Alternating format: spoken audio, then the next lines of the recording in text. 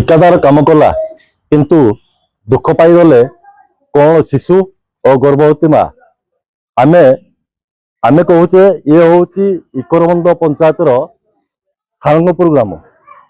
ये सारंगपुर ग्राम देने आमर सारंगपुर ठारू कटरांग पर्यंत ग्राम उन्नयन विभाग आरडी विभाग जरिया प्राय 4 कोटी ऊर्ध्व टंकार नूतन रास्ता निर्माण होउछि किंतु ठिकादार और ग्राम उन्नयन विभाग मधुर चंद्रिका जो बर्तमान परिस्थिति रे अंगनवाड़ी कर्मी सहित छोट छोट कौन शिशु एवं गर्भवती माँ अभिभावक माने दुख पाती। यही लगाण वर्षार बर्तमान परिस्थिति रे आमे देखिबा जे ये जो अंगनवाड़ी सेंटर देखुंत ये अंगनवाड़ी सेंटर टी बर्तमान पोती हो जाइए। पोती हुआ फल जो ठिकादार काम पूरा अति निम्नमान जो से बर्तमान पानी कादुଅ अंगनवाड़ी सेंटर भीतर को पशिची एवं पिला माने जीवापाई भयभीत अच्छा। निजे अंगनवाड़ी कर्मी सहायिका छोट छोट पिला को काखरे बोही भीतर को नौछंती एवं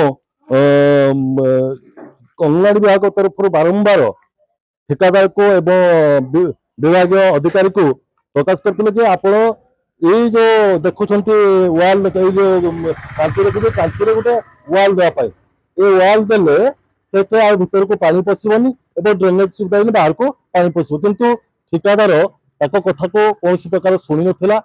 आम बर्तमान स्थानीय लोक अभिभावक अच्छा आम प्रतिक्रिया नवा ये जो देखुंत रास्ता रास्ता केमी माने आपण मैंने अंगनवाड़ी सेंटर जो रास्ता काम चलला तो कौन ठिकादार कहते कनिष्ठ विभाग कहते ठिकादार कहते पिलामानकर बहुत असुविधा सम्मुखीन होती ये गोटे वाल दि जाऊ कि पिचु कला बेले भी कहुए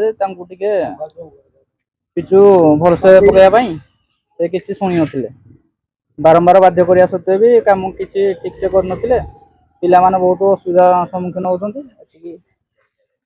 आम देखिले से कहले जे बारंबार से ठिकादार को आ विभाग अधिकारी को कहते वाल देवाई ड्रेनेज व्यवस्था करने जोटा कि सुविधा किंतु विभाग पक्षर ठिकादार पक्षर कौन कार्य कले ना। बर्तमान आउ जड़े अच्छा स्थानीय अभिभावक अच्छा पचारे प्रकृत केते हैरान होती पे कहीं माने कौन आप पदक्षेप कौन आवश्यकता। हाँ सर आप जोड़ा पचार एक्चुअली आम पाने बर्तमान 4-5 दिन पिला पाठ पढ़िया बहुत सम्मुखीन होती बर्तमान पिला बसी पारना आई जो अंगनवाड़ी केन्द्र आमर पूरा संपूर्ण नष्ट हो जाए यार भी पुनरुद्धार करना भी आम चाहूँ जो ग्रामवासी आउ जो आमर आरडी रोड पिचु रोड जाइए जहाँ से कर शोचनीय अवस्था दिमा माने मासे भी रोड पूरा शोचनीय फाटी साइडटा पूरा बर्बाद होगलानी ये सब माने रोड कि या पर रोडटा कि वर्षा सीजन रे जेहेतु फाटुची खरा सीजन या तो सब बही जीव ना आमर जहाँ असुविधा हो आमर अंगनवाड़ी केमती कौन करवा तार एटा आम जाइए फेर जदि एमएलए सारे एटा गोचर दियंती ताले अंगनवाड़ी पुनरुद्धार करा बुझा बर्तमान एटी केते परिवार रोचंती केते पिला पाठ पढ़ुचंती एवं कौन कौन असुविधा आम ग्राम लोक संख्या होती 600 ରୁ 700 लोक संख्या 172 घर मिनिमम 30 ରୁ 35 पिला पाठ पढ़ुंट टोटाल गाँव में जो रास्ता काम हो नाला से अंगनवाड़ी पूरा ठीक ठाक थिला रास्ता उच्चा होगा जो अंगनवाड़ी आप देखिपे अवस्था कौन है आउ रास्ता जो काम होला रोलिंग करने भी कहूँ सब कम वाल फाल देवाई कहूँ किंतु रास्ता जो मैंने करुले सुपरभाइजर है कंट्राक्टर है कहीं भी शुणिले आज ये परिस्थिति देखापी पड़ुची पिला माने भी जीवा आसबार बहुत असुविधा होची कंट्राक्टर को कहुई फिर भी से शुणुना किसी पदक्षेप ना रास्ता फाटी सारे 15 ରୁ 20 दिन हो रास्ता कंप्लीट हो 15-20 दिन भितर ये अल्प वर्षा टोटाल रास्ता पूरा फाटिकी हो सारा अंगनवाड़ी भी पूरा डैमेज कर पूरा रास्ता 2 फुट 3 फुट हाइट रास्ता पिला जीवा आसवाई भी बहुत असुविधा होची। आम बर्तमान जीवा अंगनवाड़ी सेंटर भीतर सेठ अच्छा आमर अभिभावक अच्छा आमर गर्भवती माँ अच्छा ଅଙ୍ଗନବାଡି କର୍ମୀ ଅଛନ୍ତି, ସହାୟକ ଅଛନ୍ତି, ପିଲାମାନେ ଅଛନ୍ତି। ଆମେ ବୁଝିବା, ଯିବା ତାକୁ ଭିତରକୁ ଯିବା।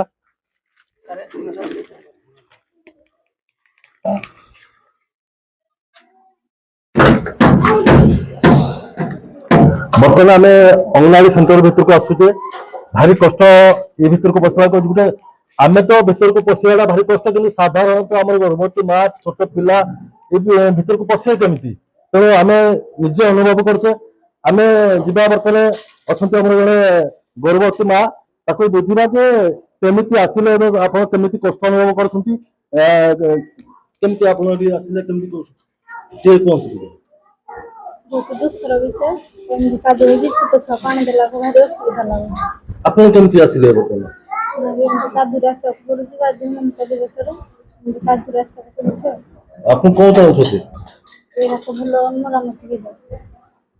ବର୍ତ୍ତମାନ ଦେଖିଲେ ଆମର ଜଣେ ଗର୍ଭବତୀ ମା, ସେ ଆସିବାଟା ଭାରି କଷ୍ଟ କରୁଛନ୍ତି ଏବଂ ଦୁଃଖ ପ୍ରକାଶ କରୁଛନ୍ତି। ଆଉ ଜଣେ ବି ଆମର ଅଛନ୍ତି ଗର୍ଭବତୀ ମା ଅଛନ୍ତି, ଆମେ ତାକୁ ବି ବୁଝିବା ଯେ ଆପଣ କେମିତି ଆସିଲେ ଏବଂ କେମିତି ଅନୁଭବ କରୁଛନ୍ତି, ଆପଣ କଣ ଚାହୁଁଛନ୍ତି? ଆମେ ଚାହୁଁଛୁ ଯେ ଅଙ୍ଗନବାଡିଟା ନୂଆ ହଉ, ଏଠି ଆସିବା ପାଇଁ ଅସୁବିଧା ହଉଛି, ଧରିକି ଆସିବାକୁ ପଡୁଛି। ଆଜି ଯେତେବେଳେ ଆସିଲେ ବର୍ଷା କାଦୁଅରେ ଆସିଲେ, ଆପଣ କେମିତି ଆସିଲେ? ଧରିକି ରାସ୍ତାରୁ ଧରିକି ଆଣିଲାକୁ ଆସିଲୁ। କିଏ ଧରିକି ଆସିଲେ? ଅଙ୍ଗନବାଡି ଦିଦିକୁ ତାକୁ କରିବୁ। କଣ ଚାହୁଁଛନ୍ତି ଆପଣ? ଆମେ ଚାହୁଁଛୁ ଯେ ନୂଆ ଗୋଟେ ଅଙ୍ଗନବାଡି ହଉ। ଆମେ ଦେଖିଲେ ଯେ ମା, ଗର୍ଭବତୀ ମା ବର୍ତ୍ତମାନ କହିଲେ ଯେ ସେ ଭାରି କଷ୍ଟରେ ଆସିଲେ ଏବଂ ତାକୁ ଧରିକିନା ଆସିଲେ, ଅଙ୍ଗନବାଡି କର୍ମୀ ସହାୟିକା ଧରିକି ଆସିଲେ। ଆମେ ଯିବା ଅଭିଭାବକ, ଆମର ଆଉ ଜଣେ ଗର୍ଭବତୀ ମା ଅଛନ୍ତି, ସେଠୁ ପଚାରିବା ଆପଣ କଣ କେମିତି କଷ୍ଟ ଅନୁଭବ କରୁଛନ୍ତି ଆସନ୍ତୁ? ଚାଲି ଚାଲି ସାର ଆସିଛି, ଆଉ ଆମ ଘର ବହୁତ ଦୂର ବାଟ। ନୂଆ ଅଙ୍ଗନବାଡି ହଉ, ଛୁଆ ପିଲା ପାଠ ପଢିବା, ବହୁତ ଅସୁବିଧାରେ ସ୍କୁଲ ଆସୁନାହାନ୍ତି କିଛି ନାହିଁ। ଆଉ ଏମିତି ପରିସ୍ଥିତିରେ କେମିତି ଆସିବେ? ଆଉ ଜଣେ ଅଛନ୍ତି, ଆମର ମା ଅଛନ୍ତି, ଯିଏକି ତାଙ୍କ ଶିଶୁକୁ ସେଠିକି ଆଣିଥିଲେ ଏବଂ କେମିତି ଆସିଲେ, ପିଲାକୁ ଧରିକି କେମିତି ଆସିଲେ, କେତେ କଷ୍ଟ ଅନୁଭବ କଲେ? ଆମେ ଚାହୁଁଛୁ ଯେ ଅଙ୍ଗନବାଡି ନୂଆ ହଉ, ଆମ ପିଲାମାନେ କାଦୁରେ ଆସିଲା ଯୋଗୁଁ ନେରାଜି, ତଥାପି ଆମେ ବାଧ୍ୟରେ ସବୁଦିନ କାଦୁରେ ଆଣି ଦଉଛୁ। ଆଣିବା ସକାଶେ ଦିଦି ଆଉ ଯୋଉ ୱାର୍କର ଧରିକିନି ଛୁଆକୁ ଏଇ କାଦୁତକ ପାର କରୁଛନ୍ତି। ତେଣୁ ସେମାନେ ଆସିବେ କେମିତି? ଆମେ ସିନା କହୁଛୁ ଛୁଆକୁ ନେଇଦେବୁ, କିନ୍ତୁ ଛୁଆ ମଙ୍ଗୁନାହାନ୍ତି, ହେଲେ ଆମେ ବାଧ୍ୟରେ ଆଣୁଛୁ, ଧରିକିନା ଆସୁଛୁ ଆଉ। ଆପଣ ଦେଖିଲେ ଆମେ ବର୍ତ୍ତମାନ ଯିବା ସିଧାସଳଖ ଯେ ଯେତେବେଳେ ରାସ୍ତା କାମ ହେଲା, ସେତେବେଳେ ଆପଣ ମନା କରିଥିଲେ ଯେ କାମ କରିବା ପାଇଁ, କେମିତି କରିଦିଅ, କଣ ଯେତେବେଳେ ରାସ୍ତା କାମ ଆରମ୍ଭ ହେଲା, ମୁଁ ସେତେବେଳେ ସେମାନଙ୍କୁ କହିଲି ଯେ ଯେହେତୁ ଘରଟା ଆମର ତଳକୁ ହେଇଯାଉଛି, ରାସ୍ତା ହାଇଟ୍ ହେଇଯାଉଛି, ଆପଣ ଯୋଉ ରାସ୍ତା କରିବେ ସାଇଡରେ କଂକ୍ରିଟ କିମ୍ବା ପିଚୁ ଗଡେଇ ଦେବେ, ଯୋଉଟା ପାଇଁ କି ଯୋଉ ପାଣି ଗଡିବ ବି, ପରିଷ୍କାର ପାଣି ଆସିଲେ ବି ଆମେ ଝାଡୁ ମାରିଲେ ଅଖାପାଲ ପକେଇକିନି ଶୁଖେଇକିନି ଆମେ ଛୁଆକୁ ଯାହା ବ୍ୟବସ୍ଥା କରିବୁ। ତାପରେ ଦିପଟ ସାଇଡରେ ପାଣି ନ ପଶିବା ପାଇଁ ବି ବ୍ୟବସ୍ଥା କରିବା ପାଇଁ ବି କହିଥିଲି, କିନ୍ତୁ ସେ ହଁ ହାଁ ମାରିଲେ, କଲେନି, ଲାଷ୍ଟରେ ଶୁଣିଲେନି ଆଉ। ବର୍ତ୍ତମାନ କଣ ପରିସ୍ଥିତି ହେଇଛି ଆପଣଙ୍କର? ପରିସ୍ଥିତି କହିଲେ ଛୁଆମାନଙ୍କୁ ନବା ଆଣିବା କରିବା, ଆମର ଓଜନ ଉତ୍ସବ ଏ ମାସରେ ଅଛି, ଏବେ ହବ, କାଲି ଟ୍ରେନିଂ ଯିବୁ। ଏ ଓଜନ ଉତ୍ସବ କରିବା ପାଇଁ ବର୍ତ୍ତମାନ ମୁଁ ଅସୁବିଧାର ସମ୍ମୁଖୀନ ହଉଛି। ଆଜି ପିଲାକୁ କେମିତି ଆଣିଲ? ବହୁତ କଷ୍ଟରେ ଆଣିଲୁ ଟେକିକିନି, ଯେହେତୁ ନିଜେ ବି ଛିଡା ହେବା ପାଇଁ ଅସମ୍ଭବ, ଚାଲିବା ପାଇଁ ଅସମ୍ଭବ, ଗୋଡ ଆମର ଖସି ଯାଉଛି, ଆମେ ଛୁଆକୁ ଟେକିକିନି ଆଣିଲା ବେଳକୁ ଆମକୁ ବହୁତ କଷ୍ଟ ଲାଗୁଛି। ଆଇଦର ଆମେ ପଡିଗଲେ ଛୁଆ ବି ପଡିବ ଆମ ସହିତ, ଗୋଡ ହାତ ବି ଭାଙ୍ଗି ଯିବା ବହୁତ ସମ୍ଭାବନା ଅଛି। ତେଣୁକରି ଏ କାଦୁଅରେ ଆମକୁ ସେଣ୍ଟର ଚଲେଇବାରେ ବି ବହୁତ କଷ୍ଟ ହଉଛି। ଚାହୁଁଛି ଆଇଦର ଘର ରିପେୟାରିଂ ହେଇପାରୁ, କିମ୍ବା ଗାଁର ଲୋକଙ୍କ ସହାୟତାରେ ଜାଗା ସିଲେକ୍ସନ କରିକିନି ନୂଆ ଅଙ୍ଗନବାଡି କେନ୍ଦ୍ର କରନ୍ତୁ, କିମ୍ବା ଏଇ ଜାଗାରେ ଯଦି ସରକାର ଜାଗା ଆରାଇ ସାର୍ ଯଦି ଡିମାର୍କସନ କରେଇକିନି ଜାଗା ଗାଁ ବାଲାଙ୍କ ସହିତ, ତ ମୁଖ୍ୟ ଲୋକଙ୍କ ସହିତ ଧରିକିନି ଜାଗା ସିଲେକ୍ଟ କରିବେ, ତାପରେ ଏଇ ଜାଗାରେ ବି ସେଣ୍ଟର ହେଲେ ବି ଆହୁରି ଭଲ ହବ, ଯେହେତୁ ଗାଁର ମିଡିଲ ସେଣ୍ଟର। ବର୍ତ୍ତମାନ ପରିସ୍ଥିତିରେ କଣ ଚାହୁଁଛନ୍ତି? ବର୍ତ୍ତମାନ ପରିସ୍ଥିତିରେ ଚାହୁଁଛି ଯେ ସେ ରାସ୍ତା ବାଲା ଯୋଉ କଂକ୍ରିଟ କାମ କରୁଛନ୍ତି, ସାଇଡରେ ସେ କାନ୍ଥ ଯଦି ଦେବେ, ଆମେ କିଛି ଦିନ ଏଟାକୁ ସୁରୁଖୁରୁରେ ଚଳେଇ ପାରିବୁ, ବର୍ଷା ପାଣି। ଆମେ ଦେଖିଲେ ଯେ ବର୍ତ୍ତମାନ ପରିସ୍ଥିତି ଏଇଆ ଯେ ବର୍ତ୍ତମାନ କାଦୁଅରେ ଭିତରକୁ ଆସନ୍ତି, ପିଲାମାନଙ୍କର ବିପଦ ସଂକୁଳ ଅବସ୍ଥାରେ ଅଛନ୍ତି ଏବଂ ସରକାର ବର୍ତ୍ତମାନ ଏହାର ତୁରନ୍ତ ପଦକ୍ଷେପ ନେଇ ଗୋଟେ ଡ୍ରେନେଜ ୱାଲ ଦେଇ ଡ୍ରେନେଜ ବ୍ୟବସ୍ଥା କରୁ ଏବଂ ନୂଆ ଅଙ୍ଗନବାଡି ସେଣ୍ଟର କରିବା ପାଇଁ ସେମାନେ ଦାବି କରନ୍ତି। ବନ୍ତଳାରୁ ଦିନେଶ ଦେବଙ୍କ ରିପୋର୍ଟ, କନକ ନ୍ୟୁଜ।